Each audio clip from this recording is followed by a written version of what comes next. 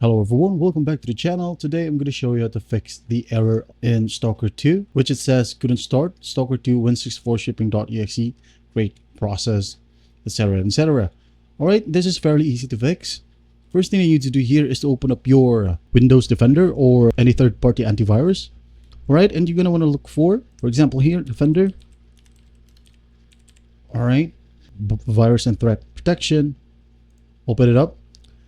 The same set of steps will be seen on any of your third-party antivirus as well, just like Avast or Norton.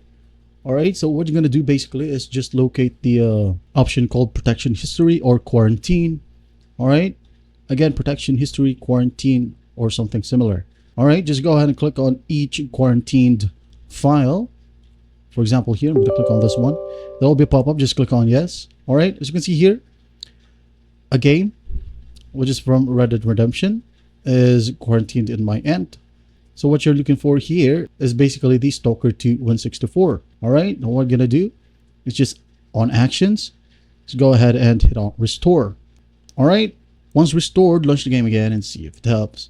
Now another fix for Steam users right here. I'm just gonna go ahead and open up my Steam app. So what you're going to do in here is just go ahead and go to the top left and click on the Steam icon right here.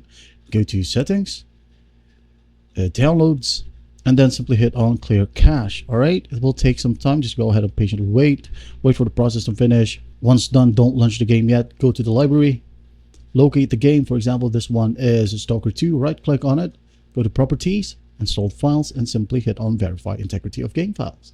Alright, once done verifying, launch the game from here and everything should work perfectly fine now. And that is it. I hope this video helps some, please. Don't forget to share this video to your friends. And if you find this video helpful, please leave a like and subscribe. Thank you for watching. Goodbye.